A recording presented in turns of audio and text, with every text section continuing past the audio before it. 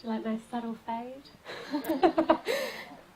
Okay, so it's the last day of Wanderlust, right? So we should all be lying on each other's laps and braiding each other's hair and a little bit more Woodstock. So maybe we can all just come in a little bit closer, a little bit more intimate, so the people on the side can have a bit more snuggle in. I also don't spit, so you can stand in front of me. It's safe.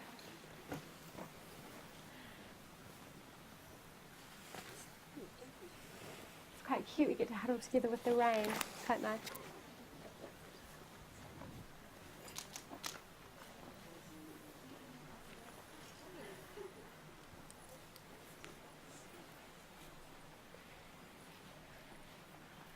We're all in? Okay, so let's just pretend I've just nailed an icebreaker.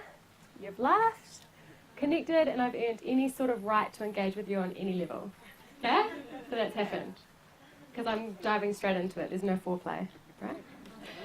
So, she liked that one. So we're going to go through 3 tests. And the first test is going to test your mindfulness. The second test is going to basically test how you connect from your heart, and the third is going to see how you connect to your soul, so how you can communicate with your soul. So the first test, I need you to listen, pay attention. I know it's maybe getting close to 3:30itis, so check in. I'm going to give you some really quick instructions, and I just need you to act really quickly. Think less, mindful, do, action, state of mind. So when I say go, I'm going to ask you to very quickly turn around to the person behind you and shake their hand. Go.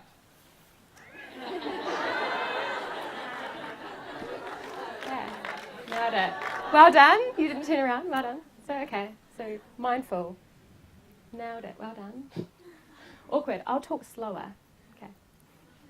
The second test is to see how you connect from your heart. Okay. So I need you to, I'm going to give you permission. Boys, don't get too excited, to politely perv at the 2 people sitting next to you. Have a good look. Look them up and down, see what you observe. There's a few winks. Okay, enough. Everyone got way too excited about that. Look back at me. Now I'm going to give you a few seconds to think about what you observed and what was really kind or beautiful or different about that person, and turn back to that person and give them a compliment.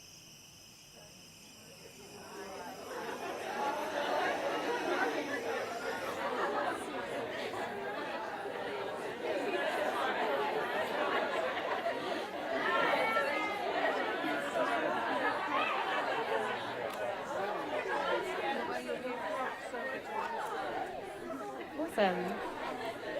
Phew. Okay, so you're all kind, so that's good. That's good to see. Nailed it. Glad. Lots of touching too, which is a bit more Wanderlust Woodstock, which I like. The last test is about your soul, which is why we're all here today. So I need you all to close your eyes. You've all got your eyes closed, so you're all in the same boat. No one else but you. And for one of the few times in my life and for this talk, I am going to shut up. And you are going to have to give yourself a compliment. Off you go.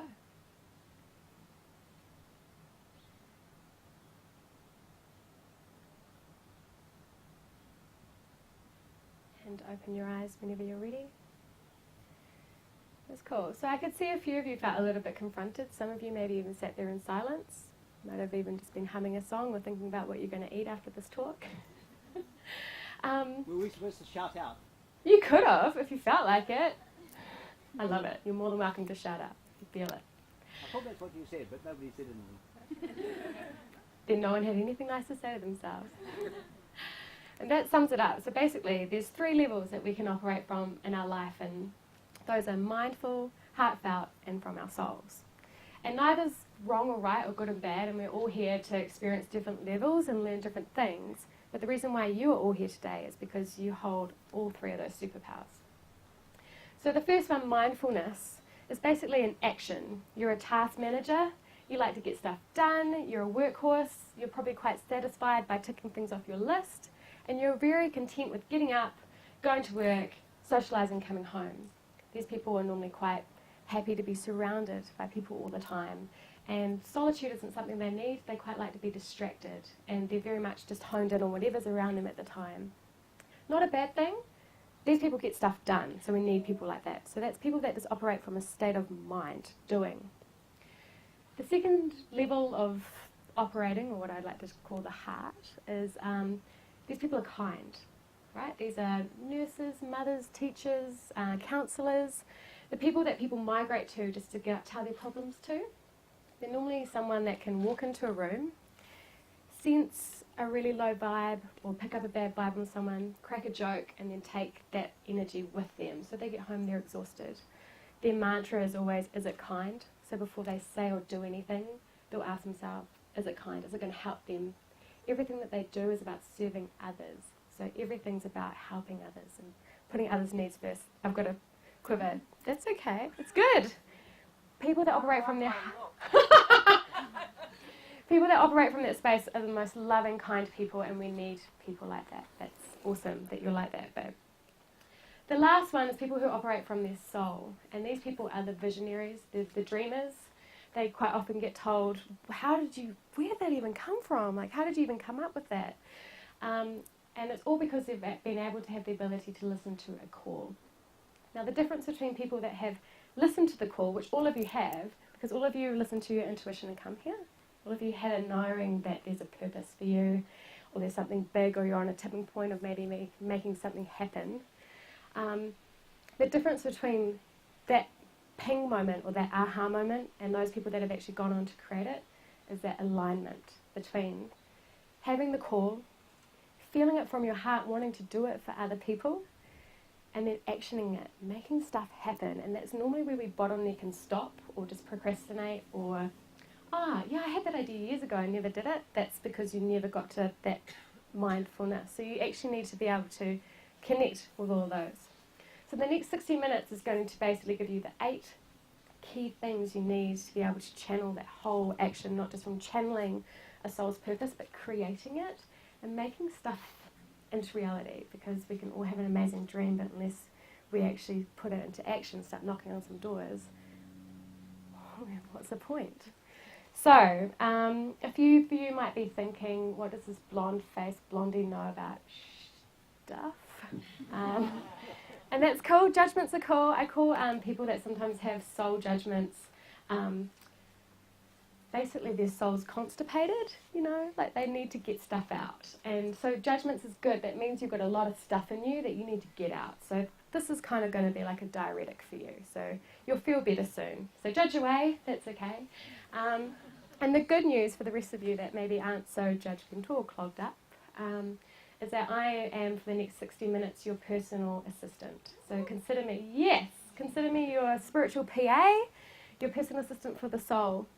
And that's basically because for the last few years, I've literally travelled the world, researching for a book, and I've met every single shaman and astrologist and numerologist and healers and authors and CEOs of publishing companies and celebrities, and you name it, I've crossed paths with very interesting people.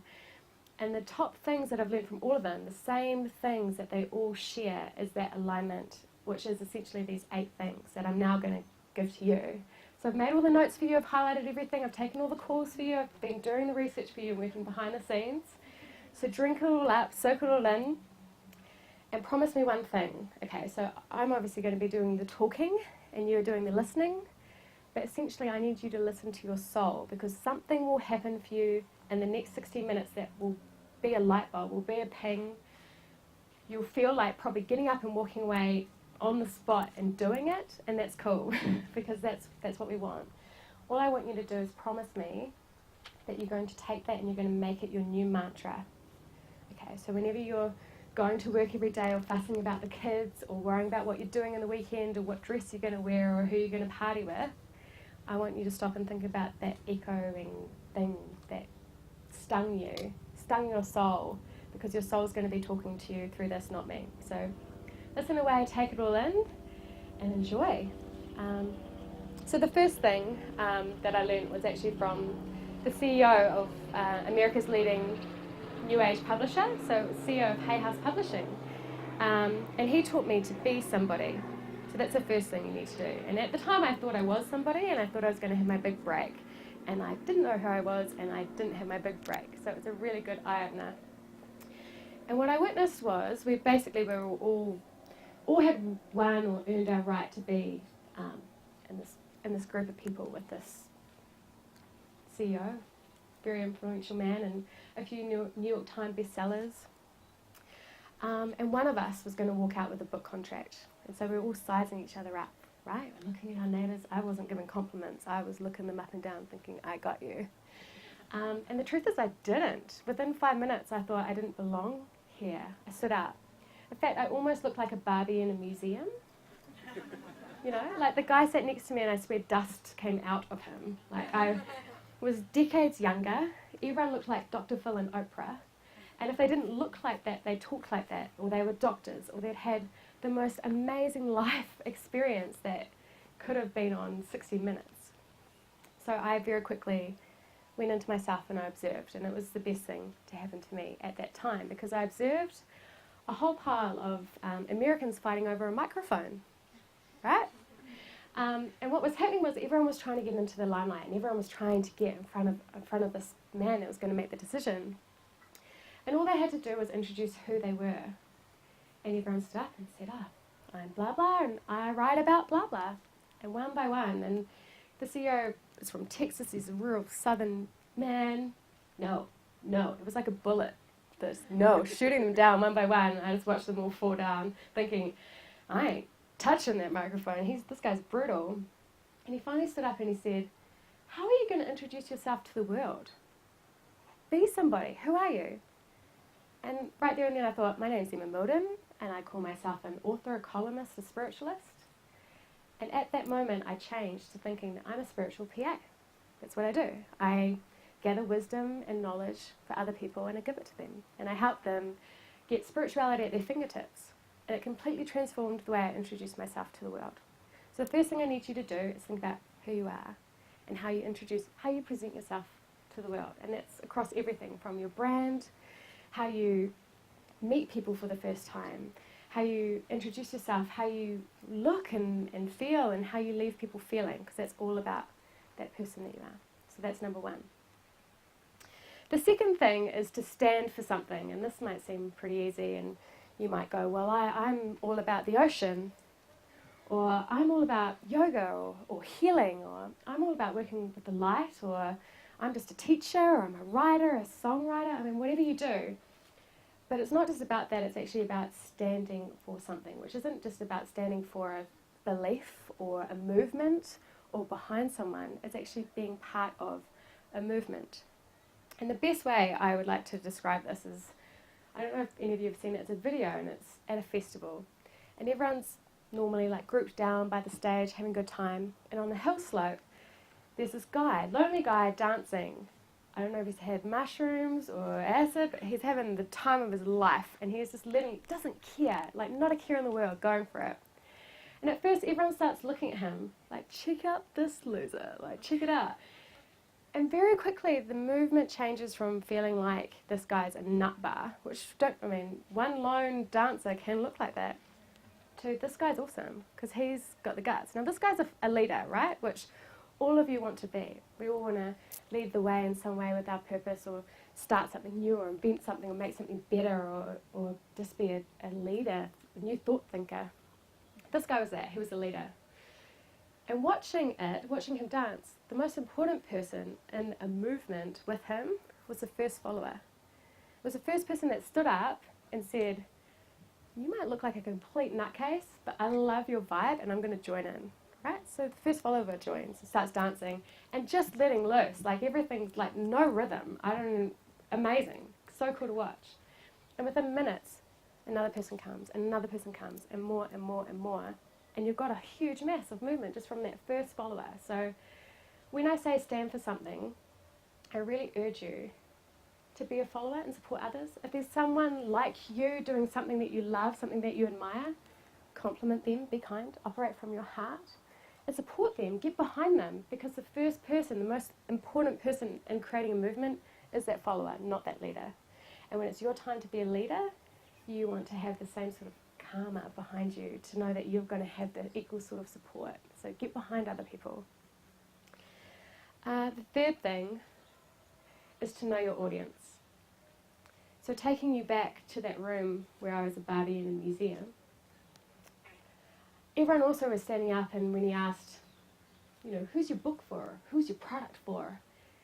Everyone would say, everyone, anyone would want to buy my stuff. Anyone would be interested in my book.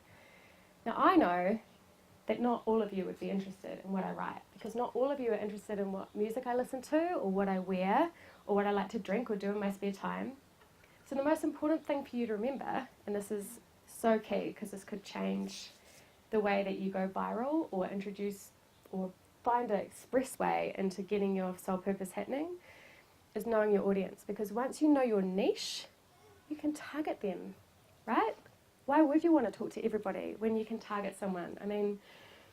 So in my other life, I do marketing for Les Mills gyms, and I am the viral marketer that gets you to want to feel fit and healthy and happy about yourself. And I target you.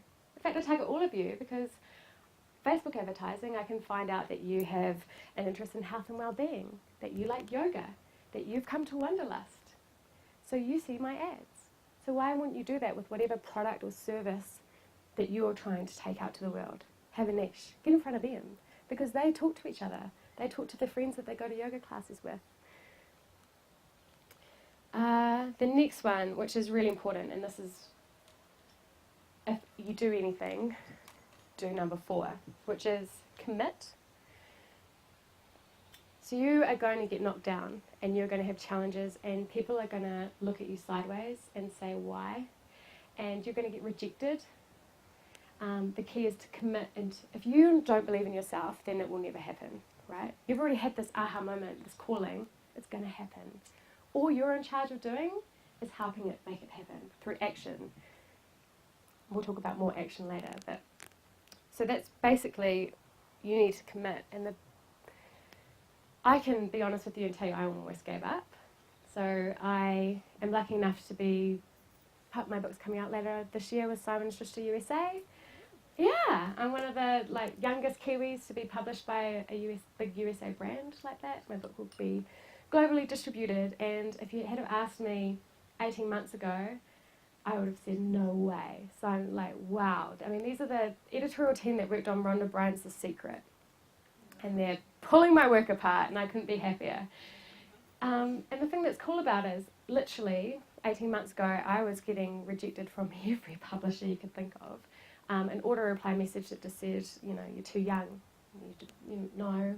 There's lots of people like you, and why are you different? To the point that I was trying to pitch into Hokitika Rainbow Unicorn Press that would probably only put me in Paper Plus, and I was so devastated that they said no. The thing is, once you're committed to it, it will actually happen if you just keep on knocking on doors. The thing that I learnt, and the thing I want you to remember, is that it doesn't matter how many doors you knock on, only the ones you're meant to walk through will open. So don't be attached to how it's going to happen, but stay committed that it will. So just keep knocking, because literally I never would have thought that door would have opened for me, and it will. The thing that was interesting about that too is that I was actually going about it all wrong. So most people here have had a thought, maybe made a new type of yoga class, or evolved a product, or written a song, or written a book, or have an idea for a product or service. And naturally you want to create that and then sell that, because that's the way we're taught to think about marketing, selling a product. But the truth is, actually what we're meant to do is create a package to pitch it, and to pitch it to the right people. So particularly what I learned from publishing was that you can't just email. Well, actually, I hadn't even learned about email. I've flown to America. Turns out there is this thing called email, so you don't have to fly to America, so that's good news. Save yourself a few dollars. But yeah, so basically I'd written a book. I'd spent a lot of time and money channeling a lot of energy into writing this book. And publishers don't want a book. They want to tailor it and make it to their target. They know their target audience. They know who's going to sell their book. They know their niche market. So what you actually need to do is make a proposal. Now I would argue that this is the key for any product or service that you want to get in front of anyone, whether it's an investor, whether you want to try and get a new line of clothing into a yoga store, or whether you want to try and get a new studio started, whatever it is that you want to do, is make a proposal, which in essence will have who you are, who your target audience is, what you stand for. It all comes together. And once you actually know that, write it down. It helps to write it down, because then you can have conversations with people about it. Which basically brings me to my next one, which is networking. Put yourself in situations that are, one, out of your comfort zone. You're going to have to get off the couch, out of your zone, put yourself out there, and it's scary. It is scary. But what's cool is literally where scary stuff is in front of you, cool things always happen. So you're always going to be rewarded. So know that. So if you have the ability to take a step in a new direction, you're always going to find something new. It's like when you go out for a walk and you turn a different way, you see something new. I like to think of networking more like a light council. So a little bit of my story is I am adopted, and from a young age I always felt really like I had a different sense of belonging. Even in my family, I felt like I had different connection with people, and I was very good at almost adopting people into my life, to a point that I like to call it being the CEO of Mildon. So I'd always appoint the right people for the job. So I had a person that was my hard coach, that would be brutally honest with me. I had my cheerleader, I had my relationship guru, I had my career mentor, I had all these people around me that basically I'd appointed into a different position. So I like to call it a light council. With your soul purpose, obviously with your own personal life, you'll have those. You would have your parents or your friends, or that random person at work that you don't really like but you go to for brutal honesty. You know that person. Personal life is different to your soul's purpose, so you actually need to appoint people specifically to help you, to surround you, to help guide you and mould you for this journey. And chances are they're already popping up in your life, so keep an eye out for them. Open the door to them and ask, because lots of people ask me, well, how did you get that opportunity? I asked, I knocked on the door, I sent an email, I picked up the phone. It's not hard, and literally the amount of people that just get things just from simply asking, it really is quite straightforward, so please just do that. So yeah, network or light council. Yeah, next one's fun. And the next thing's probably going to be quite exciting for you. So number 6 is learn, or what I like to call expand. So you probably, if you think back to your life, have had a series of jobs that some of them you think that has nothing to do with my soul's purpose or what I'm here to do in life. But the truth is it actually all sinks in. Even if you've thought, I've always wanted to do that course, or go to that country, or learn that language, or try that new type of yoga, it all sinks in. So put it this way, I actually studied marketing, public relations, obviously, so I learned how to promote myself. I learned how to publicise, press and pitch. In doing that, I obviously had to pay the bills when I was at uni, so I did hospitality. So I learned how to work hard, long hours. I learned also how to engage with really demanding people, to the point that I worked on super yachts serving some really interesting celebrities who, ironically, were very spiritual, and after a few drinks or a few lines of whatever, they'd talk to you about their spirituality, right? So next minute, I'm standing there working very hard and travelling and trying just to see the world, and I'm having a conversation on an aft deck of a super yacht, having a spiritual conversation with Mick Jagger. Right? Also really getting into yoga, starting to travel around and go to South America to meet shaman, or Spain to meet yoga gurus, or get healings and reikis and readings and all these things, and to the point that it all comes together when one day I decide to sit down and write a book. So follow every breadcrumb, because every single inkling or call that you've had to learn something new or to go try something is all tied in to the end journey for you. So do it. Put yourself out there. You'll probably meet an added person to add into your light council. Someone will probably help you. It'll be I can't stress it enough. Keep learning and keep evolving. So especially if you're at a place where, say, you're going through these stages and you're thinking, I need to learn how to market myself. Do a 2-day Facebook advertising course. In fact, Google it. I mean, Google is amazing. Watch a YouTube video, you'll learn it. It's easy, right? So just continuously teach yourself and support yourself, and that's part of your commitment, right? Sell yourself. Now, this is something that particularly I think spiritual people aren't good at in the nicest way, because I feel like abundance isn't something that is quite often sought after. And the truth is, you guys deserve to be rewarded. In fact, the more money you can earn, the more people you can help. So there's nothing wrong with being paid for the hard work that you get. Most importantly, I would have to say, if you are inspired, don't go and quit your job tomorrow. If you've already texted your boss, just say, sorry, that was my mate on my phone.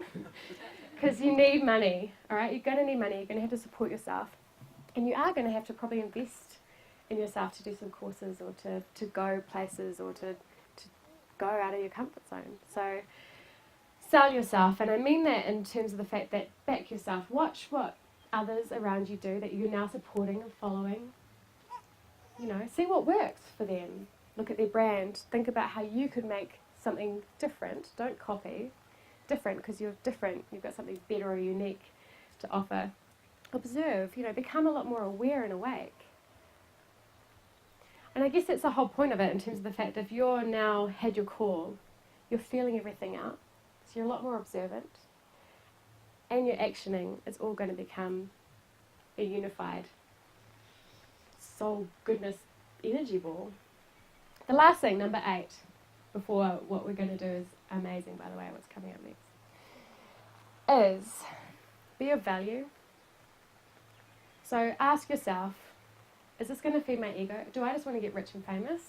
Do I actually want to help people? Do I actually just want to help people make their soul purpose happen? Or teach them about spirituality and different religions and how to be nice no matter what religion or beliefs you have? Who are you doing it for? Because ultimately it should be for other people. Abundance will naturally come from that. People will feel that. You're just there for them, you know. If you're their spiritual PA, you're their bitch for the next hour. So be of value. Now what I want to do is, now that you've all had a few things, hopefully you've had a ping or an aha moment, is go through a visualization meditation with you, where your soul will do the talking, right? So, get comfortable. Literally, if you need to lie down, sit down, wiggle a bum. If you have an itch it. This is all about being comfortable. There's no rules. Itchy bum. Sorry. Right. So I just want you to relax. Close your eyes, please, sir.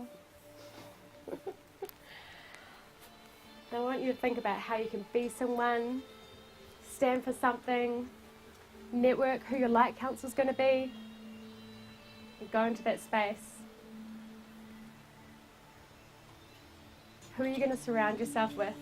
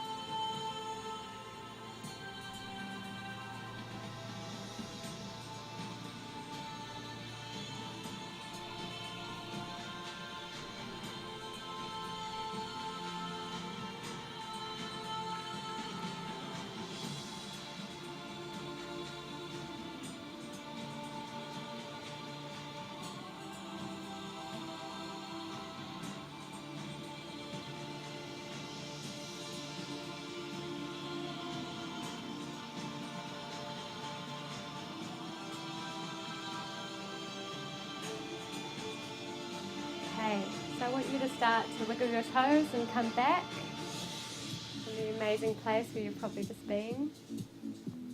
When you're ready to open your eyes, I want you to hug the people you gave a compliment to, now that you're all about action.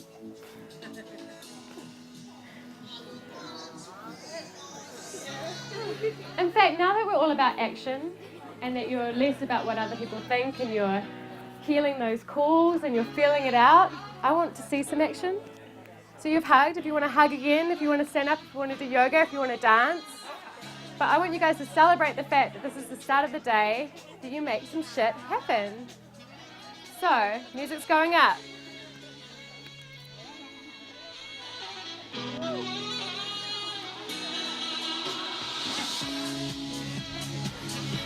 Dance with each other.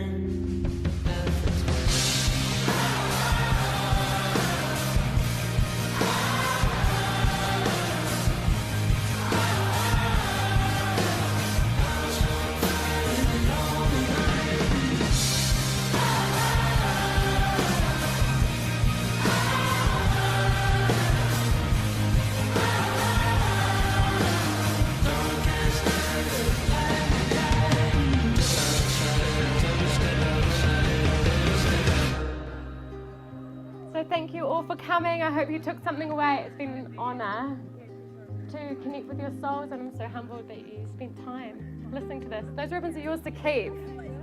Have them. Take them away. Yeah.